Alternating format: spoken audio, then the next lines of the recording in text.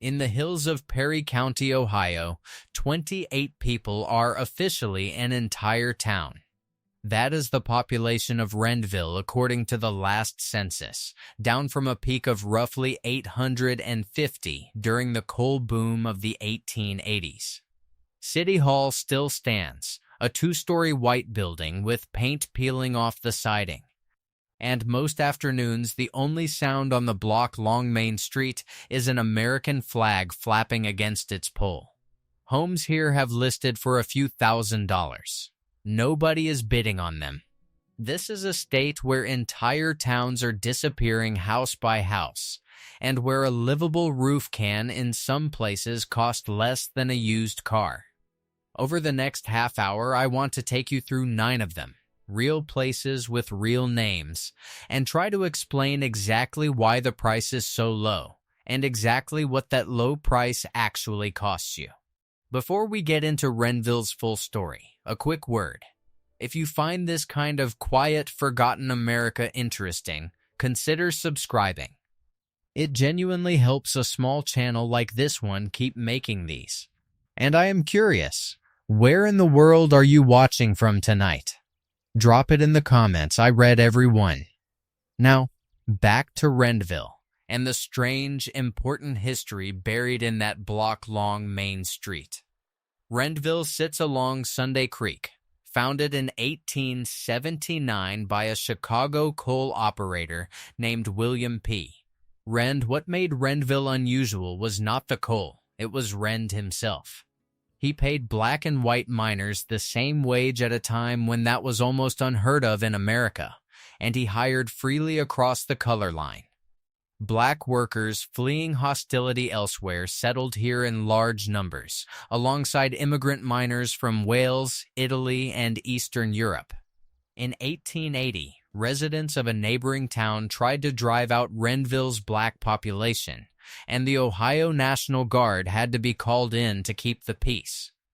8 years later, Rendville elected Isaiah Tuppence as its mayor, the first black mayor in the history of Ohio. For a few decades, in a corner of Appalachia most people have never heard of, Rendville was something close to an experiment in racial integration that actually worked. Then the coal ran out, the way it always does. Mines closed through the early 20th century. The post office that had served the village since its founding shut its doors in 1982, and the population that once neared 1,000 thinned to a few hundred, then to double digits. Today, Rendville is recognized as the smallest incorporated village in the state of Ohio, all 31/100ths of a square mile of it. A handful of homes still stand vacant, their owners gone. No children interested in moving back into a house at the end of a coal road 2 hours from any real job market. There is no industry left to return to, no highway interchange nearby. And the nearest hospital is a considerable drive on narrow county roads. The price is close to nothing, because there is functionally nothing left to sell except the land underneath the house, and even that land sits on ground the coal companies tunneled through more than a century ago.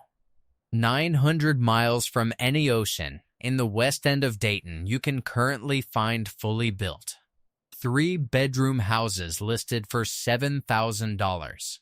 That is not a typo, and it is not a scam listing.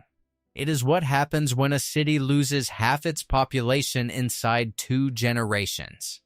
Dayton peaked at just over 262,000 residents in 1960. Today it hovers around 140,000, and the west side. Historically, the black working-class heart of the city took the hardest hit of all. Dayton earned its old nickname, the Gem City, through invention. National Cash Register, founded here in 1884, employed roughly 20,000 people at its peak. General Motors built one of its largest concentrations of workers outside Michigan in Dayton's Delco and Delphi plants, alongside Frigidaire, which at one point employed 10,000 people building refrigerators a few miles from where those $7,000 houses sit today. This was, for most of the 20th century, a city where a person without a college degree could buy a home and raise a family on one factory paycheck. Then came the unwinding. National Cash Register cut nearly 15,000 manufacturing jobs starting in the 1970s, and finally left Dayton for the Atlanta suburbs entirely in 2009, ending a 125-year relationship with the city that built it. General Motors closed its Moraine assembly plant in December of 2008, eliminating thousands of jobs almost overnight.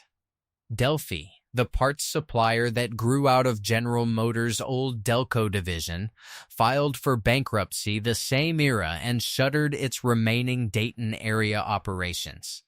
In total, the city lost around 15,000 manufacturing jobs at its largest employers since 1980 alone, on top of everything else. What is left on the west side today are streets of solid.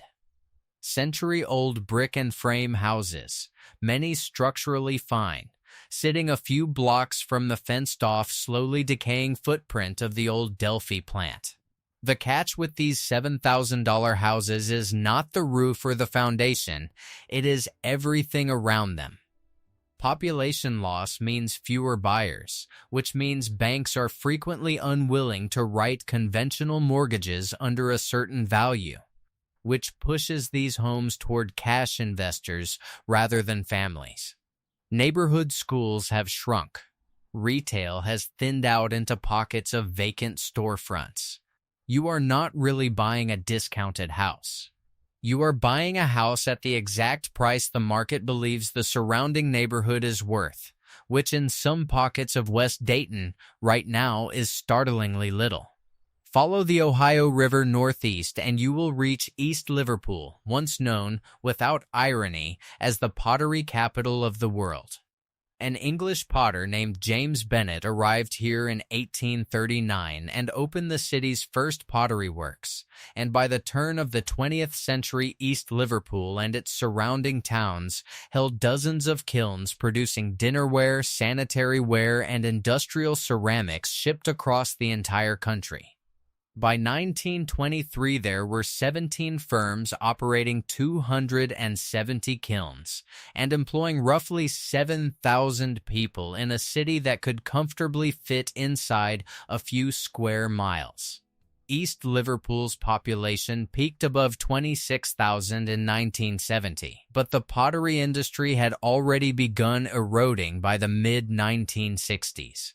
Cheaper foreign ceramics, the rise of Pyrex and plastic dinnerware, and the sheer cost of updating aging kiln technology all worked against the city at once. By 1940, only 6 dinnerware potteries remained, and by the close of the 20th century, just 3. Today, around 10,000 people live in East Liverpool, less than half its peak. And homes here range from roughly $30,000 for a fixer-upper to several $100,000 for the largest riverfront properties. A far wider spread than most of the towns on this list because East Liverpool never fully hollowed out the way its smaller neighbors did. The catch is geography. The city sits squeezed between steep river bluffs and the Ohio-Pennsylvania and West Virginia state lines, land that is expensive to develop and difficult to reach by rail or highway compared to flatter competitors, which is part of why the potteries themselves eventually left in the first place, and why so little has replaced them since. Cadiz, Ohio, the seat of tiny Harrison County, likes to be remembered for one thing above all others: the birthplace of Clark Gable. The actor once billed as the King of Hollywood. A reconstructed version of his childhood home still stands as a small museum downtown, and the town throws him a birthday celebration every February. But underneath the movie star trivia is a far more typical Appalachian Ohio story. Harrison County was, for most of the late 19th and 20th centuries, one of the state's largest coal producers. Its rolling hills stripped and tunneled for a fuel that powered half the region's furnaces and power plants. Coal production in Harrison County peaked and then began a long slide through the 1980s, driven by tightening federal air quality regulations that penalized the county's high-sulfur coal, and by competition from cheaper coal mined out west. Thousands of regional mining jobs disappeared, along with the equipment shops, rail lines, and small businesses that depended on them. Interestingly, Cadiz has seen a partial second act that most towns on this list never got. A wave of investment tied to natural gas drilling in the Utica and Marcellus shale formations beneath the county starting in the 2010s. That has kept Cadiz from collapsing the way some of its neighbors did, but it has not undone decades of population stagnation.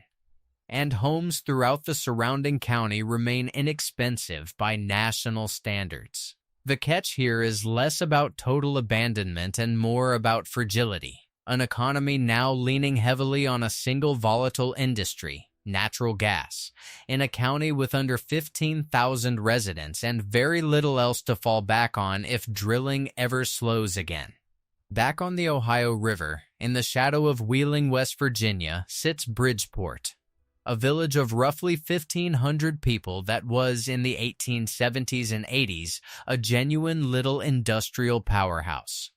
Bridgeport hosted the Etna Iron and Nail Works, one of the most productive steel operations in the entire Upper Ohio Valley, alongside glass factories, flour mills, and foundries, all clustered along a river that made shipping finished goods remarkably cheap.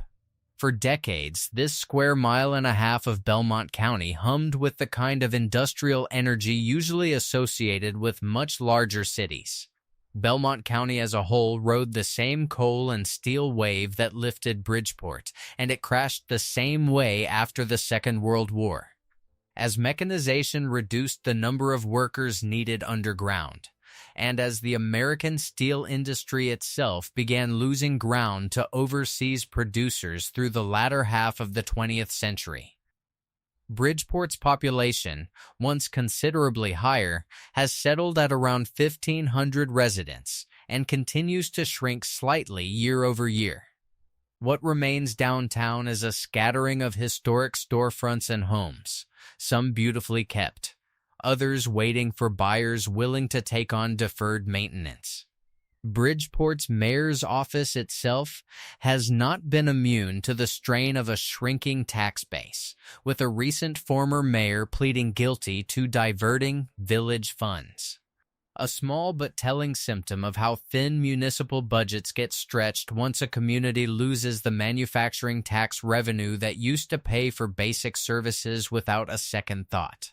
The catch in Bridgeport and across much of Belmont County is regional rather than local, an entire multi-state industrial corridor spanning eastern Ohio, the West Virginia Panhandle, and southwestern Pennsylvania lost its core employers within the same 20-year window, which means there was no strong neighboring job market left standing to absorb the workers Bridgeport itself let go.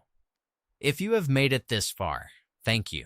Genuinely, this is the kind of niche history that only works because people like you stick around for the whole thing. Hit subscribe if you have not already. It costs nothing, and it tells the algorithm to keep showing this channel to people who actually want it. Now, further south along the same river. Further south along the river, Ironton built its entire identity around a single word, iron. Founded in 1849 by pig iron manufacturer John Campbell, the town became the commercial center of what geologists call the Hanging Rock Iron Region, a stretch of southern Ohio and northern Kentucky once home to more than 20 charcoal-fired blast furnaces. At its height, Ironton and Lawrence County were, quite literally, world leaders in pig iron production. An extraordinary claim for a county of modest size along an unglamorous stretch of the Ohio River. The town was also a documented stop on the Underground Railroad, with civic leaders including Campbell himself reportedly sheltering people escaping slavery in their own homes. Ironton's iron industry began its decline before the 20th century had even properly started, as the region's higher grade, easily accessible ore deposits ran out around 1899, driving up extraction costs at exactly the moment the American steel industry was shifting to coke-fired furnaces the hanging rock furnaces were never built to compete with. The city's population has continued sliding gradually ever since, currently sitting around 10,000 people and dropping at roughly 1% a year. Median household income here sits well below the state average, with close to a quarter of residents living below the poverty line. Homes in Ironton remain some of the least expensive in the state. And the catch, much like East Liverpool upriver, is largely about what never arrived to replace the furnaces. No major highway interchange, no large-scale successor industry. Just a well-preserved historic downtown and a slow, steady drain of working-age residents toward Columbus, Cincinnati, and out of state entirely. Ironton still holds on to one genuine point of civic pride. The oldest continuously running Memorial Day parade in the entire United States, a tradition dating back to 1868 that briefly fills those same quiet streets with more people than the town sees on any other single day of the year. Now, let us head back into the Appalachian foothills, to a valley that coal built and coal essentially destroyed. Portsmouth sits at the confluence of the Ohio and Scioto rivers, and for the better part of a century it was an industrial giant, manufacturing everything from iron and steel to, most famously, shoes. Companies like the Excelsior Shoe Factory employed more than 1,000 workers at a single site by the 1910s, and Portsmouth's shoelace factories were, at one point, the largest of their kind in the entire country. The city's population peaked at 42,560 residents in 1930. The steel side of Portsmouth's economy took a hard hit when Armco Steel bought the local Empire Detroit Steel Works and, rather than modernizing it, simply shut it down, laying off 1,300 workers in one stroke during the 1980s. Shoe manufacturing wound down around the same period, and by the 2000s, Portsmouth's population had fallen to roughly 20,000, less than half its peak. What followed the factory closures was, tragically, one of the most severe opioid crises in the entire country. Aggressive prescribing by so-called pill mills turned painkillers into a kind of informal local currency. And when regulators eventually cracked down, cheaper heroin filled the gap. Scioto County, with roughly 72,000 residents today, has one of the highest concentrations of addiction recovery homes of any county in Ohio. A genuinely difficult legacy for a community that never asked for the epidemic in the first place, only the joblessness that made it fertile ground. Homes throughout Portsmouth remain inexpensive, and the honest catch here is not just the shrinking economy. It is the direct, well-documented relationship between deindustrialization, despair, and the opioid crisis that followed it. Anyone considering a move to Portsmouth deserves to understand that history with respect, not as a punchline, because real families are still living through its aftermath. There are also genuine signs of recovery here. New small businesses opening in the historic Bonneyfiddle district downtown, and treatment-focused organizations that have begun putting people through construction training programs, restoring some of the very buildings the factories once occupied. Back up in the Sunday Creek Valley, a short drive from Rendville, sits Glouster, a village that has quietly lost more than half its population since its coal-era peak. Originally named Sedalia, the town was renamed Glouster in 1886, a tribute to Gloucester, England, and it grew rapidly through the late 19th century thanks to its position directly on the Sunday Creek coal seam, part of the broader Hocking Valley coalfield. Mining, Brickmaking and the railroads that served both industries anchored the local economy for decades, and at its height the surrounding valley was informally nicknamed one of the little cities of black diamonds, a whole cluster of coal towns strung along the same creek. The darkest chapter for this valley came just a few miles from Glouster in the nearby community of Millfield, where an underground explosion on November 5th, 1930 killed dozens of miners in what remains one of the deadliest coal mining disasters in Ohio history. That disaster, combined with the broader mechanization of coal mining and the eventual exhaustion of easily reached seams, gutted employment across the entire Sunday Creek corridor through the middle of the 20th century. Glouster's population, once well over 3,000, has fallen to around 1,600 today, and even that number keeps drifting downward, with the village recently losing close to 8% of its residents in a single census cycle. Only a single mining operation remains active anywhere near town, and a multi-million-dollar revitalization effort is currently underway to repair downtown buildings, expand the local park, and build a new daycare facility. A modest but genuine attempt to give the roughly 1,600 people who still call Glouster home a reason to stay rather than commute out for work. The catch in Glouster is the same one that haunts most of the little cities of black diamonds. A rural valley with no interstate access, hilly terrain unsuited to large-scale agriculture or industry, and a coal economy that is never, under any realistic scenario, coming back. Which brings us to the strangest story on this entire list, and the reason I wanted to save it for last.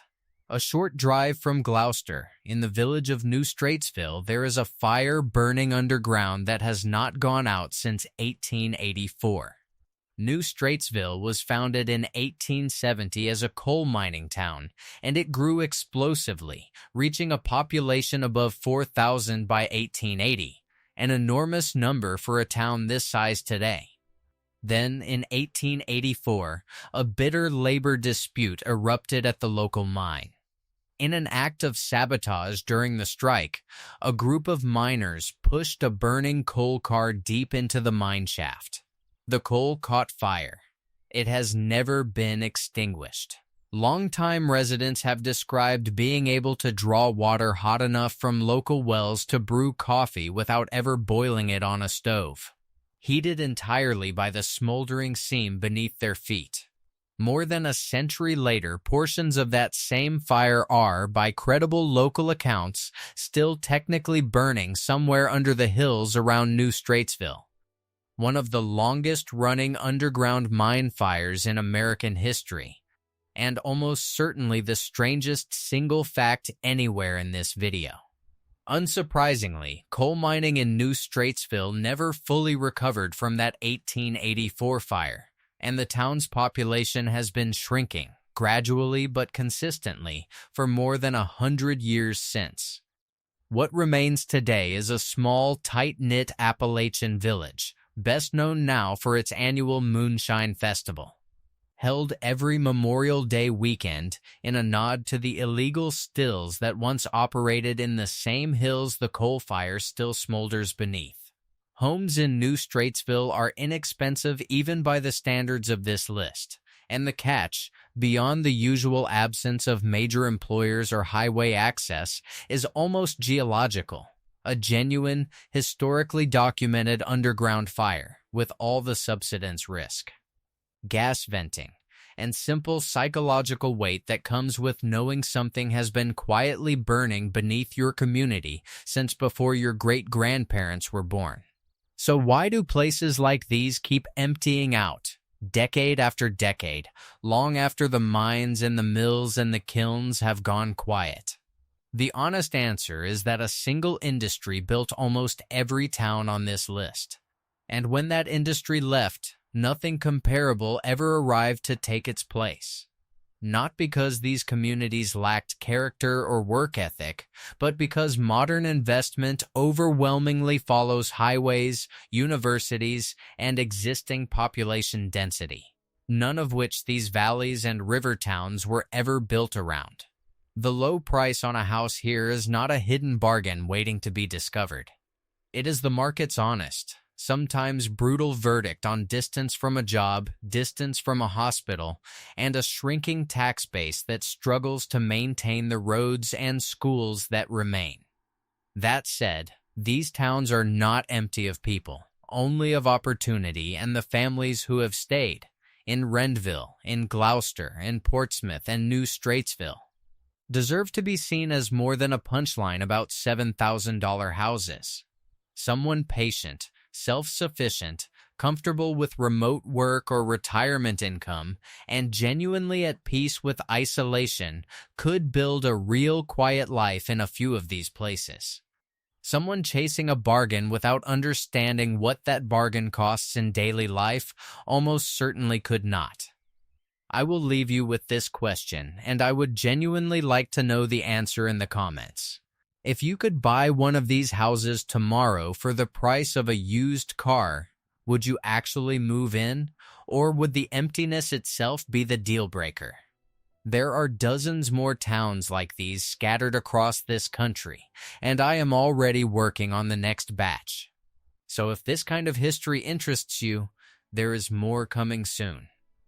This video is for informational and historical purposes only and is not financial or investment advice. Property values change, and viewers should do their own research or consult a professional before making any purchase decisions.